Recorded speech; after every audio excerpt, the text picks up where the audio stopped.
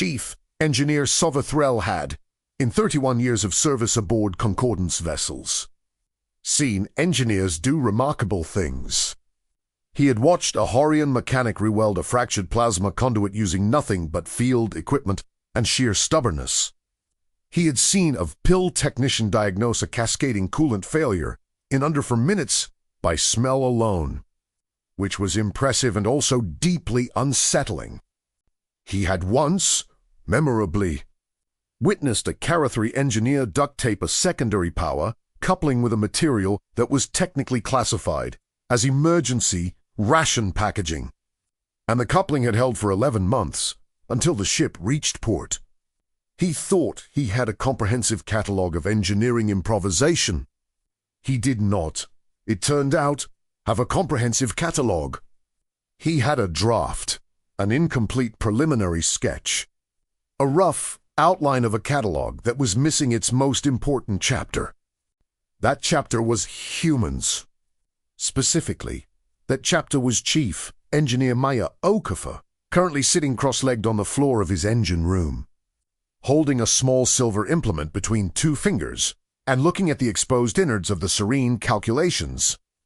Primary navigation processor with the focus comm of someone doing a crossword puzzle. What, Sovathrel said, is that? It was not entirely a question. It was the sound a being makes when they have identified something that does not belong in the current situation and cannot yet determine whether it is harmless or catastrophic. Okafor looked up at him. She had that expression she often wore, the one that his crew had started calling the look, which was technically not fair because she had several different expressions and they were not all the same. But they were all versions of the same underlying quality, a kind of patient, slightly amused certainty. The expression of someone who already knew the punchline and was waiting for everyone else to catch up. This, she held up the silver implement. It's a paperclip. Sovathrel stared at it. It was approximately 3 centimeters long, made of some thin metallic material bent into an elongated loop. It looked like it weighed nothing. It looked like it cost nothing. It looked like something a child might make in approximately 4 seconds if given a piece of wire and some boredom. I can see that it is a paperclip, he said carefully. What I am asking is what it is doing near my navigation processor. Fixing it, Okafor said, and turned back to the processor with the air of someone returning to work after an interruption they found mildly unnecessary. To understand how a human engineer ended up on the serene calculation with a paperclip and an expression of cheerful competence, you need to understand what had happened to the serene calculation 3 days earlier. The serene calculation was a Vethany survey vessel, mid-class, approximately 200 meters from bow to stern, crewed by 43 beings of 4 different species under the command of Captain Dresaveth, who was distantly related to the famous fleet commander Treskenveth and had inherited, along with the family cheekbones, a deep and abiding suspicion of things that should not be possible but apparently were. The ship had been conducting a deep-range survey of the Pellucid Expanse, a region of space notable primarily for its unusually dense distribution of catalogued but unstudied stellar phenomena, and its complete absence of anything resembling a rescue station or repair facility.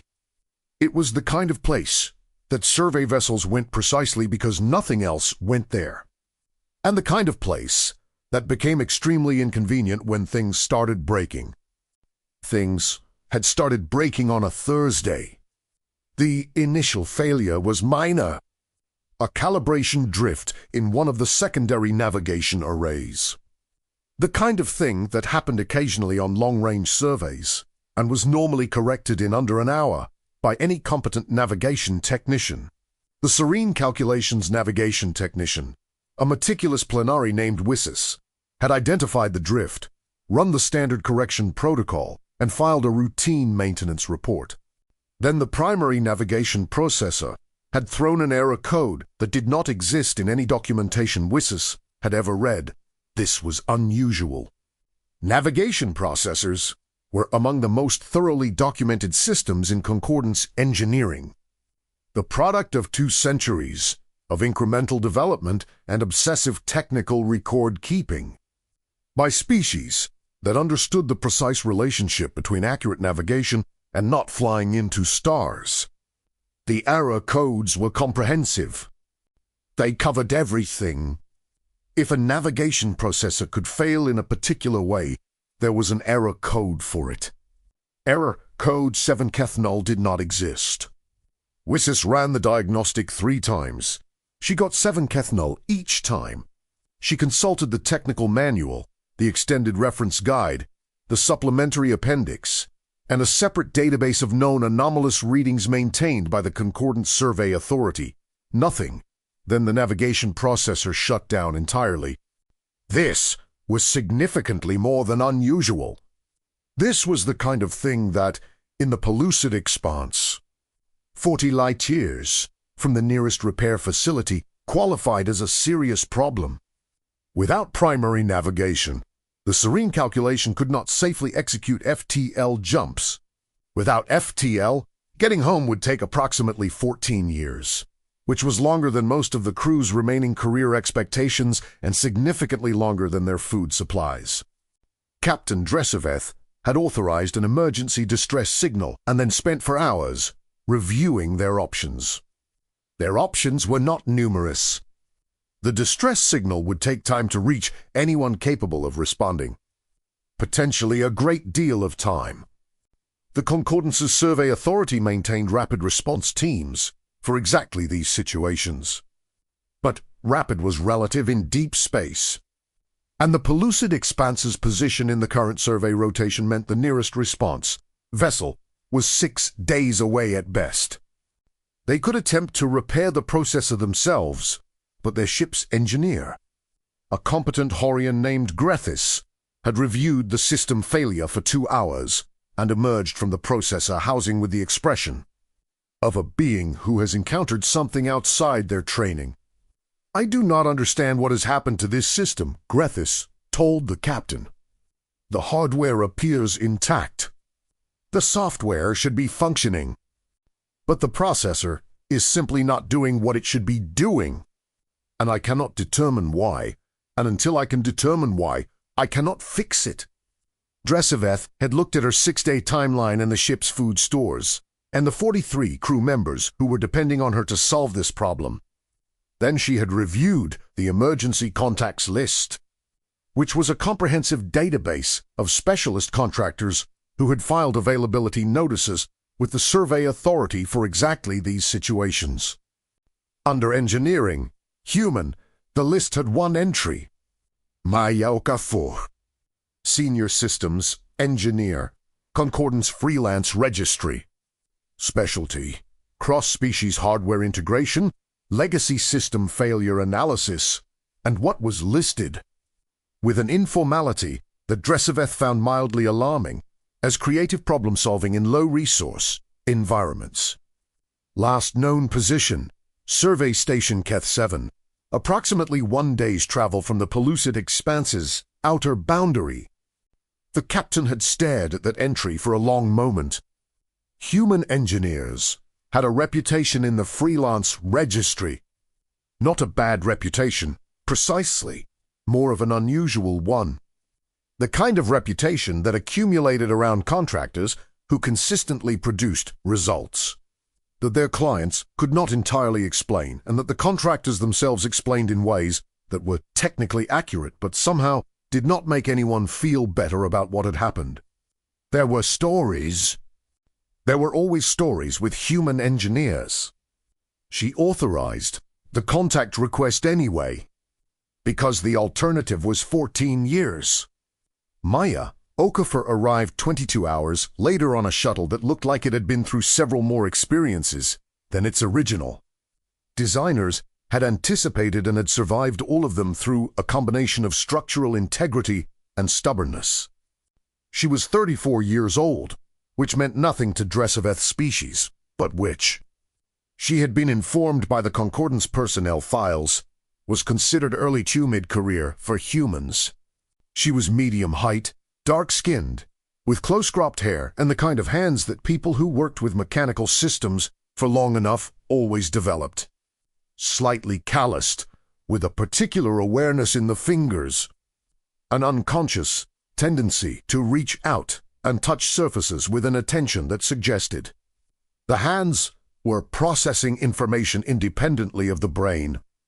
She carried a toolkit that Dreseveth scanned automatically on boarding as per security protocol and found deeply confusing. It contained the expected items, diagnostic equipment, calibration tools, a portable power supply. It also contained several items that the scanner could not identify. A collection of small metal implements of various shapes, several cylinders of different substances. What appeared to be a length of wire coiled into a loop. 3 differently sized, flat metal pieces with no obvious function. And one item that the scanner flagged as simply metal, small, bent, which Dreseveth chose not to ask about immediately. She would regret this choice later. Not because of what happened, but because she could have had the explanation sooner, and it would have saved her a significant amount of confusion. Welcome aboard the Serene Calculation, she said. I am Captain Dreseveth. I appreciate your rapid response. Okafor shook her hand with the firm, brief grip that humans used, as a greeting, and that Dreseveth had been informed was standard and not aggressive, a distinction that took some getting used to. No problem. Long trip. I caught up on some reading. She looked around the docking bay with the assessment gaze of someone cataloging information. Vethany survey class. Mid-generation. Good ships. What have you got? Dreseveth walked her through it on the way to engineering. The calibration drift. The unknown error code. The shutdown. Grethus's assessment. Okafor listened without interrupting, which Dreseveth appreciated. She asked 2 questions. What was the ship doing when the calibration drift first appeared? Executing a detailed scan of a Class 3 magnetar at approximately 40,000 kilometers range. Okafor nodded slowly, and the error code, 7 Kethno, you have the exact readout? Dreseveth handed over the diagnostic record. Okafor looked at it. She looked at it for a long time. Not with the frustrated confusion that Wissis had shown, and not with Grethus's careful methodical analysis. She looked at it the way someone looks at something they have seen before, in a different form, somewhere unexpected.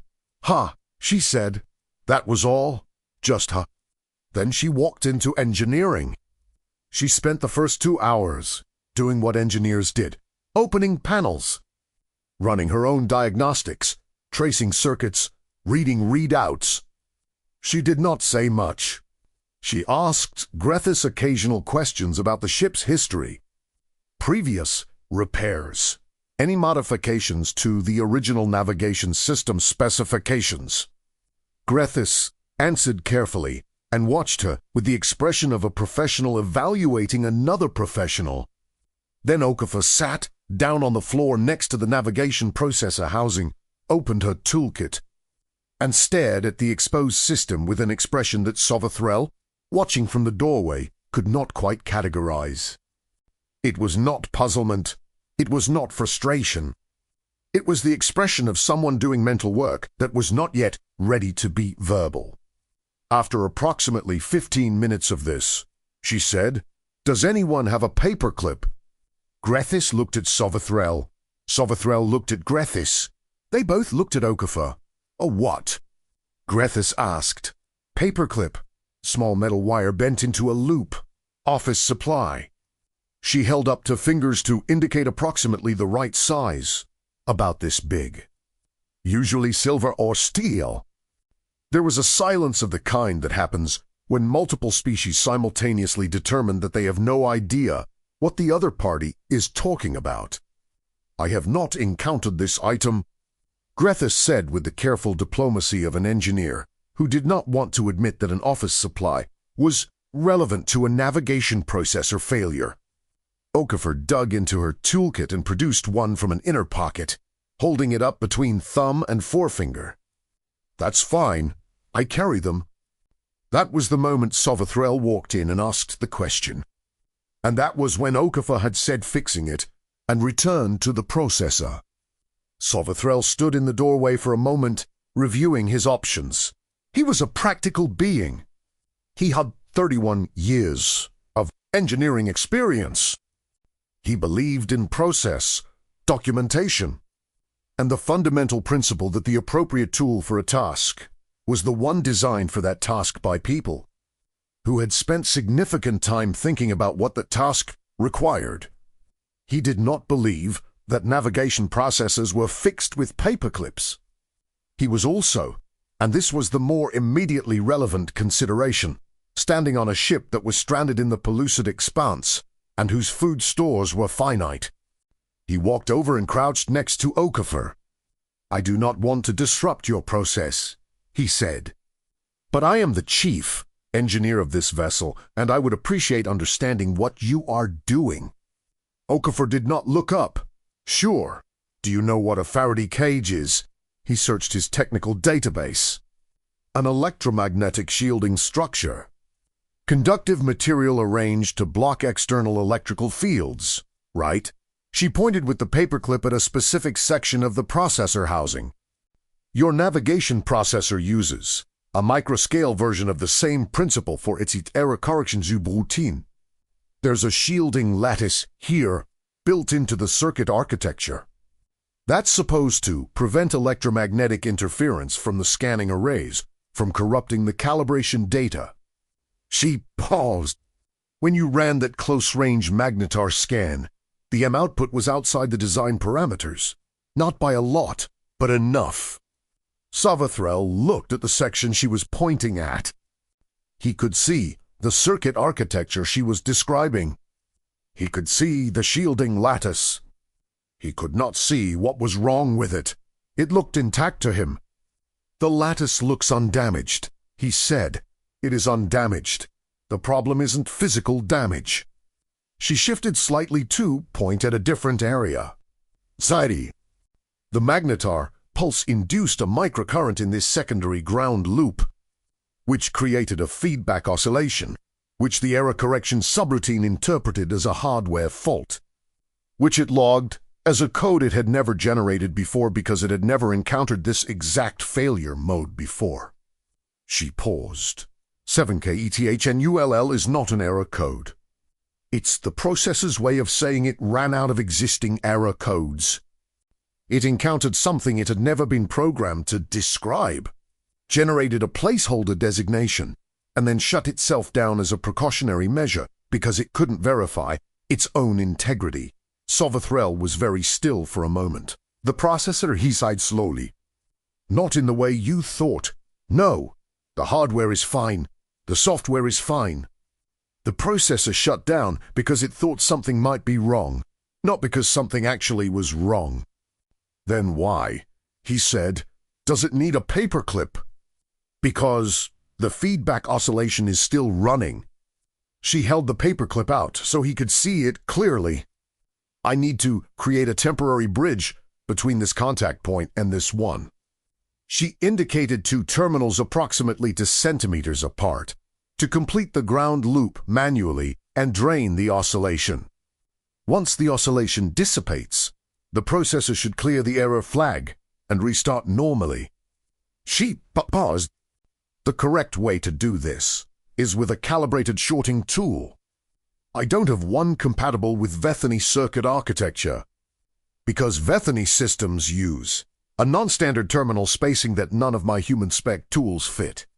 A beat, but the terminal spacing is almost exactly the width of a standard paperclip." Sovithrel looked at the paperclip. He looked at the terminals. He got out his own measurement tool and checked the spacing. The terminals were 31.2 millimeters apart. He measured the paperclip, 31.4 millimeters. He sat back on his heels. "You diagnosed a failure mode that our own engineers could not identify," he said, "in 2 hours, using a piece of bent wire." Okafor looked at him with the expression that was almost, but not quite amusement. "I also used the diagnostic equipment," she said reasonably. The paperclip is just the last step. She turned back to the processor, and very carefully, with the attention of someone who understood exactly what they were doing and why, positioned the paperclip between the two terminals. There was a faint sound, not quite a click, more of a settling. The sound of a system releasing tension it had been holding for 3 days. The navigation processor's status light, which had been dark since Thursday, came on green. In the engineering bay of the serene calculation, there was a silence of a very specific quality. It was the silence of 5 beings, Sovathrel, Grethis, Wisses who had come to watch, and to junior technicians who had drifted in during the last hour, all processing the same thing at slightly different speeds. The navigation processor was running. It had been running for approximately 90 seconds. It had been fixed with a paperclip. Grethis, who had spent 2 full days unable to identify the problem let alone solve it, was looking at the processor with an expression that cycled through several stages before settling on. Something like professional respect mixed with a quantity of personal humiliation that he was attempting to manage with dignity. He cleared his throat. The failure mode, he said carefully. The magnetar-induced feedback oscillation. I reviewed this system extensively. I did not identify it. I almost missed it too, Okafor said, which was generous, and everyone in the room knew it was generous. The signature is subtle. It looked like normal residual M scatter until I tracked the oscillation frequency specifically. Why were you tracking the oscillation frequency specifically? Wisses asked. She had the slightly intense focus of someone whose professional failure had just been explained to her and who was committed to understanding exactly where her process had gone wrong. Because of the error code, Okafor said. 7 Kethnol. She started putting her tools away with the efficient movements of someone wrapping up a completed task. I've seen something similar before. Not the same code, different system architecture. But the structure of it, a system generating a placeholder designation instead of a real error code. That pattern usually means the failure mode is something the original engineers didn't anticipate. Something outside the design parameters. So, instead of looking for a known failure, I started looking for what the processor had never been designed to handle. What had you seen it in before? Sovathrel asked. She snapped her toolkit closed. Old mining equipment. Back on Earth. Different mechanism. Same principle. When a system encounters something genuinely new, something it has no framework for, it doesn't always fail loudly. Sometimes it just goes quiet and waits. The room was quiet for a moment. Grethis said, slowly, on Earth. You saw this pattern in human mining equipment. Standard Dipicor system. Yes, about 6 years. I was doing field maintenance on a drill platform in northern Canada. Similar situation. Equipment shut down with an error nobody recognized. Except in that case, the error code was just a string of zeros, which was the mining computer's equivalent of a shrug. She stood, stretching her back with the unself-conscious ease of someone who had spent a lot of time crouched in engine rooms and had made peace with what that did to the lumbar region. What caused it in the mining equipment? Wisses asked. Okafor smiled permafrost layer at an unexpected depth. The drill hit thermal conditions it hadn't been calibrated for. Different. Problem. Same response. System encountered something outside its experience. Couldn't categorize it. Stopped and waited for a human to sort it out.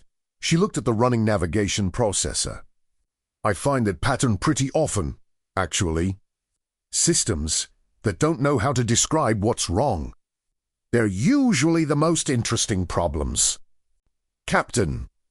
Dreseveth reviewed the engineering report in her ready room with the focused attention she gave all technical documentation and the additional focused attention she reserved for documentation that made her question her assumptions. The processor was running. Wisses had confirmed full navigation functionality, They could execute FTL jumps. They could go home. The repair had taken 2 hours and 40 minutes, not counting transit time. It had been accomplished with a paperclip. She called up Okoffer's personnel file again and read it more carefully than she had the first time.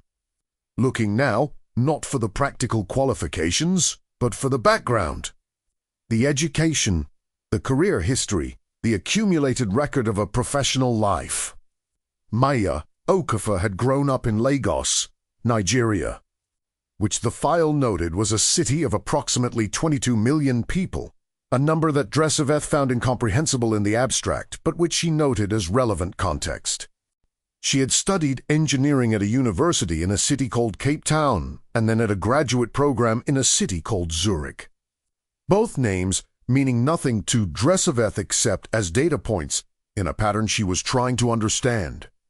Her early career had been in industrial maintenance, specifically in environments that the file described as remote, resource-limited, and characterized by high equipment density and low support infrastructure.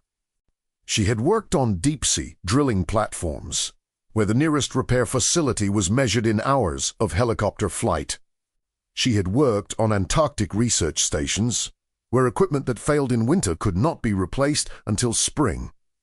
She had spent 2 years as the sole mechanical engineer on a mining operation in a region called the Atacama, which the file noted was one of the driest places on the planet, and where the dust got into everything and broke things in ways that the manufacturers had not anticipated. Because the manufacturers had not imagined their equipment would be operated in those conditions.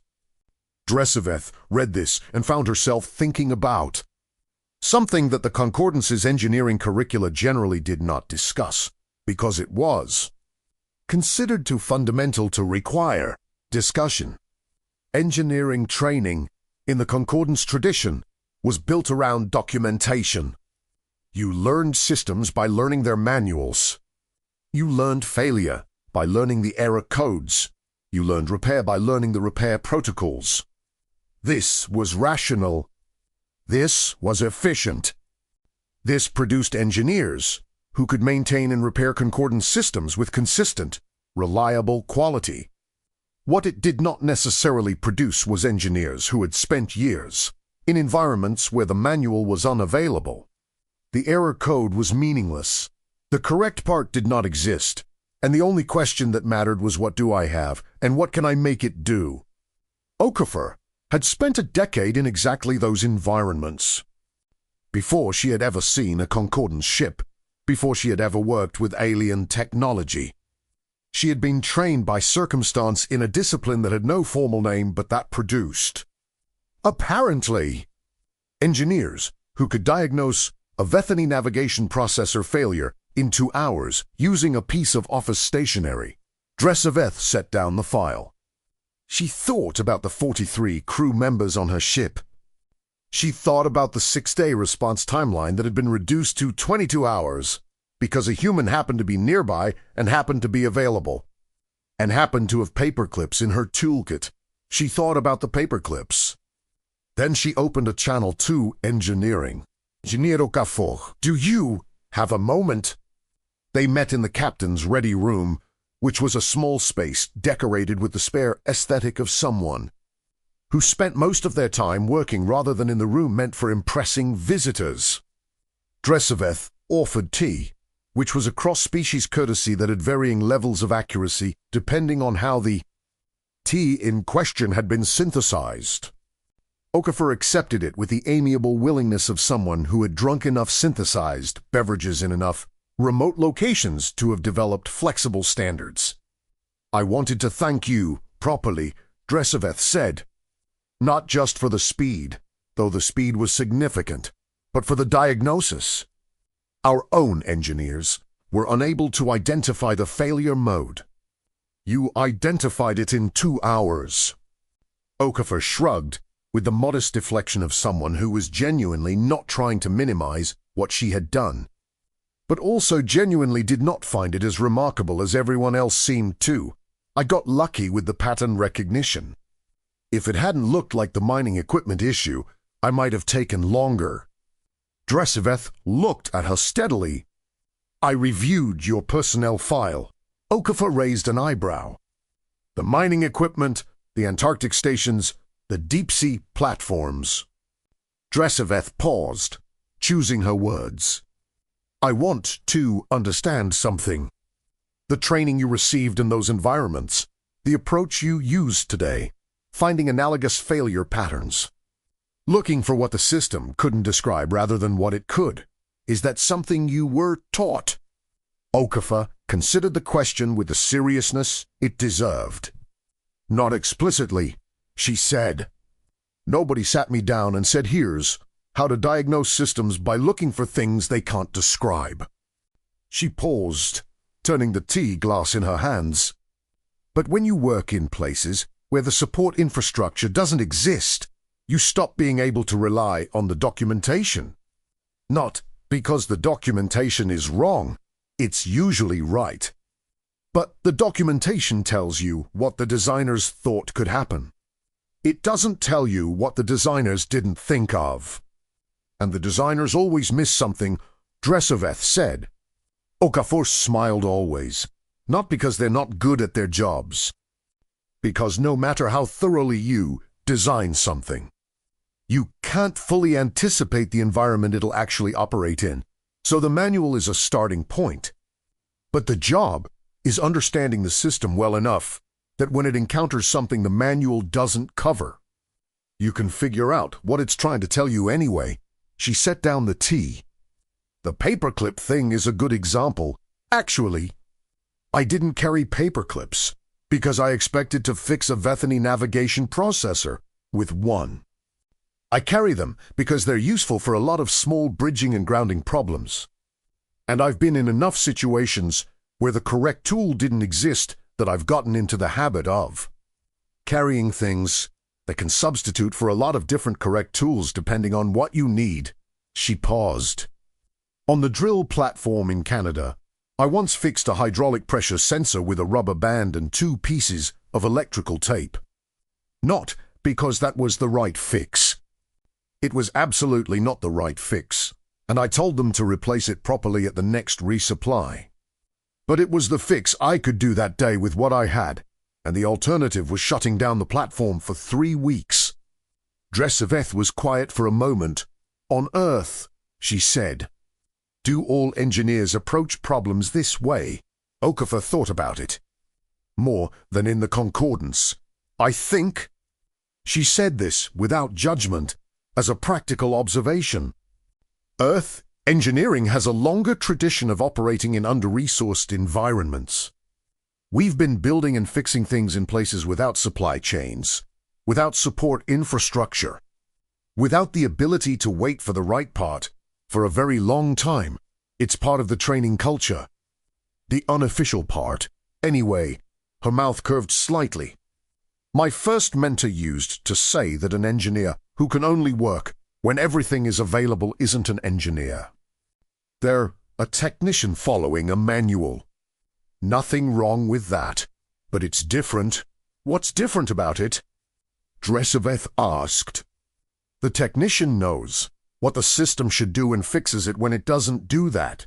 She paused. The engineer knows what the system is actually doing and works with that, even when what it's doing is something nobody expected. The Serene calculation made its first FTL jump 6 hours after Maya Okafor finished her repair. The navigation processor performed flawlessly. Wissis ran 3 separate diagnostic checks before authorizing the jump, each one returning identical green across the board results. The jump took them 40 light years toward home. In the engine room, Grethis had been sitting with the disassembled diagnostic reports for 2 of those hours. Reconstructing exactly how Okafor had traced the failure, he had followed her logic step by step. He could follow each step. Each step, in retrospect, was clear and correct and well within the range of what his own training should have equipped him to see. He had not seen it.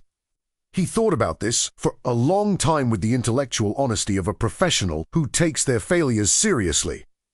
The problem, he eventually decided, was not that he lacked the knowledge to identify each step of Okafor's reasoning. He had the knowledge. The problem was that he had arrived at the processor looking for a specific category of failure.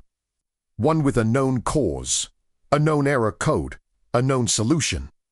He had been looking, without fully realizing it, through the lens of what the system was designed to do. The failure mode Okafor had found was outside that design. It was something the system's designers had not anticipated. And because he had been looking through the lens of the design, he had looked past it. He filed a supplementary engineering report that was, for a Horian, unusually personal in tone. It noted the failure, his own failure, with careful specificity. It noted Okafor's diagnostic method. It suggested, with the tentative language of someone proposing something that felt important but was hard to fully articulate, that concordance engineering training might benefit from including more explicit instruction in failure analysis outside design parameters. He was not sure the suggestion would go anywhere. The Concordance's engineering curricula were thorough and well established and not easily changed. But he filed it anyway.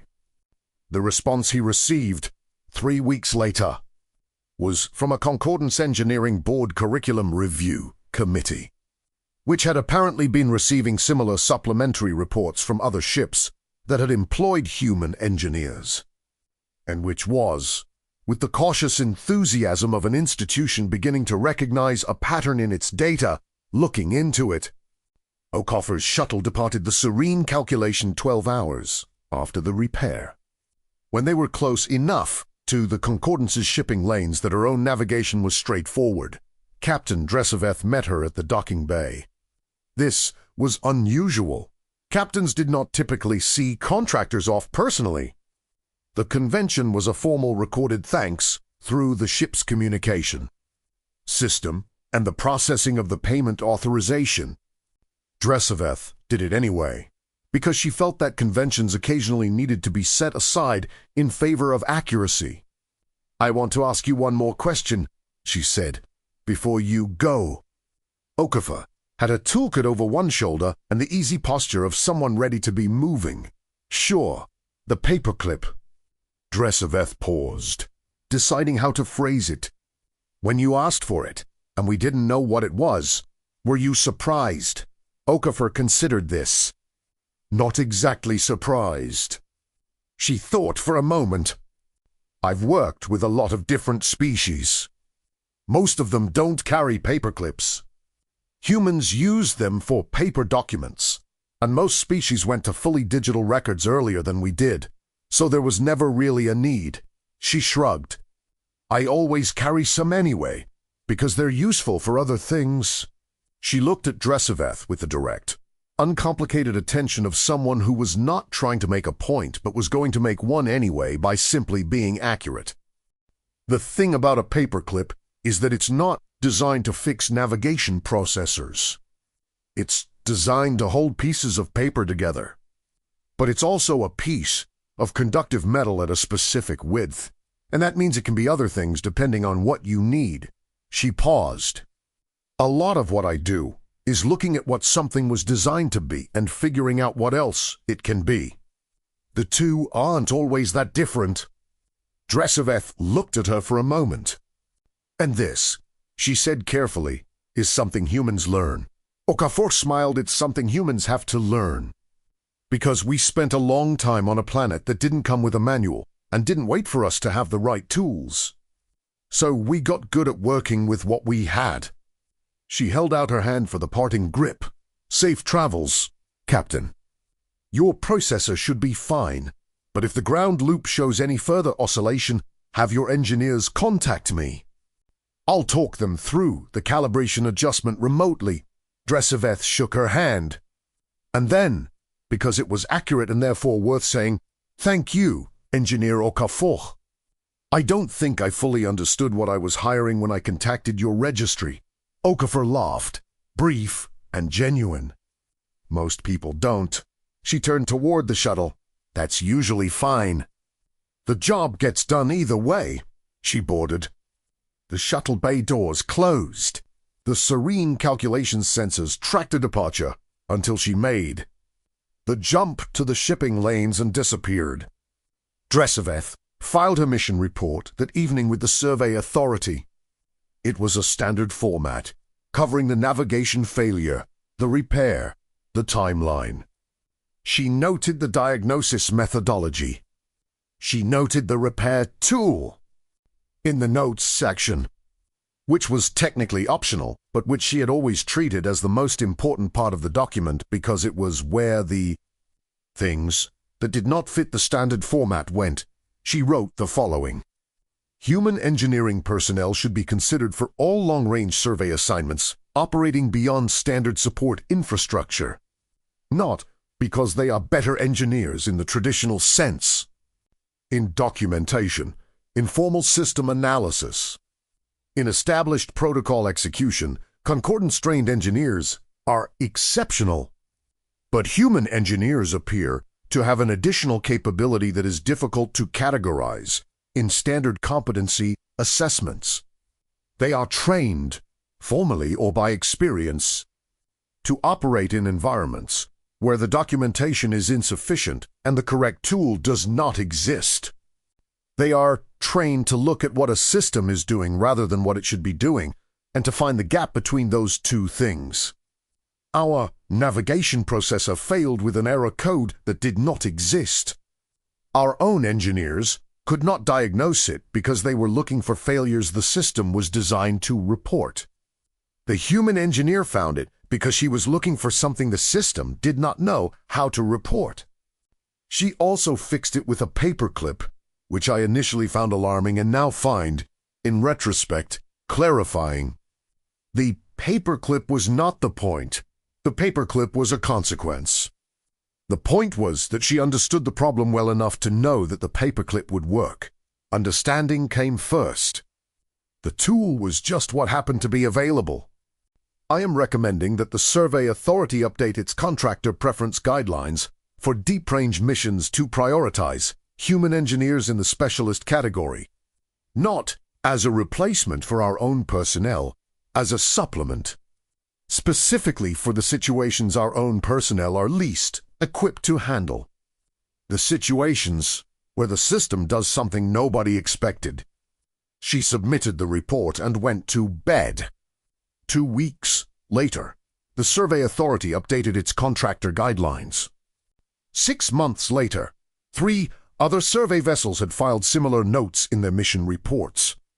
A year later, the Concordance Engineering Board's Curriculum Review Committee published a preliminary discussion paper on what they were, tentatively calling adaptive failure analysis, which was a formal name for something that human engineers had apparently been doing informally for quite some time.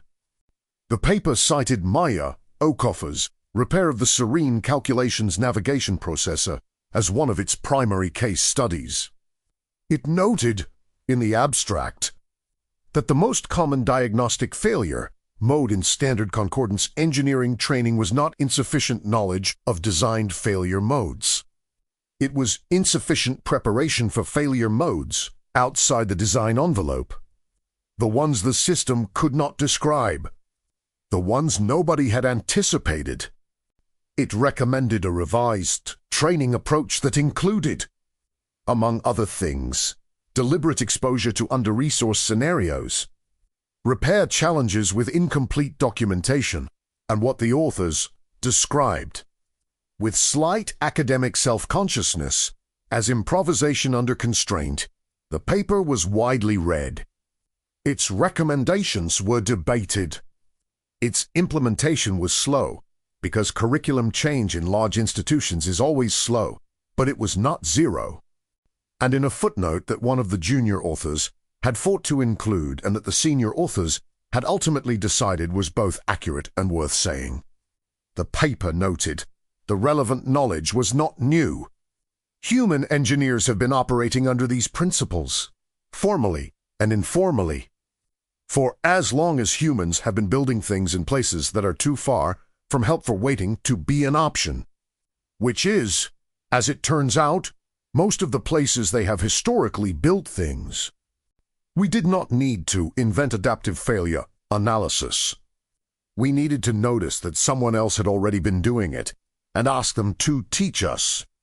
Maya Okafor, for her part, was back at Survey Station Keth 7 by the time the discussion paper was published, working on a Carathary cargo hauler whose environmental system had developed a peculiar fault that its crew described as it makes a sound like it is unhappy and then stops working for a while. She listened to the sound. She asked the crew several questions. She spent 20 minutes with a diagnostic scanner and then another 10 minutes with her. Hands in the ventilation housing and a piece of flexible wire that she had found in the station's maintenance closet. The environmental system stopped making the unhappy sound. The cargo hauler's chief engineer, a massive and deeply skeptical Carathary named Vrithkel, watched this process from beginning to end with his arms crossed and his eyes tracking every move. When she was done, he said, "That wire, that is not a calibrated repair tool." "No," she agreed. "It's a piece of wire." "And it fixed the fault?" "Yes." He was quiet for a moment. "Then, how did you know it would work?" She looked at him. "Because I understood what the problem was." Once you understand the problem, figuring out what you have that fixes it is usually the easier part. He looked at the wire, then at her, then at the wire again. "Where did you learn this?" She considered the question. It was a good question. It was the kind of question that had a long answer and a short answer and a true answer that was somewhere in the middle. From a long time of working in places where waiting for the right answer wasn't an option, she said. She picked up her toolkit. The universe is full of systems that encounter things they weren't designed for. Somebody has to be comfortable with that. She left him standing in his engine room looking at a piece of wire that had just fixed his environmental system and thinking about what exactly he had been assuming about human engineers and whether any of those assumptions had been accurate. He concluded, after a while, that they had not been. He filed a note in the station's contractor registry recommending Okafor for priority contact on future repair jobs. In the notes field, which was a free text area not typically given much attention, he wrote 2 sentences. "She does not fix things the way we fix things. She fixes them the way they need to be fixed." He thought about it for a moment, then added a third. "Bring paperclips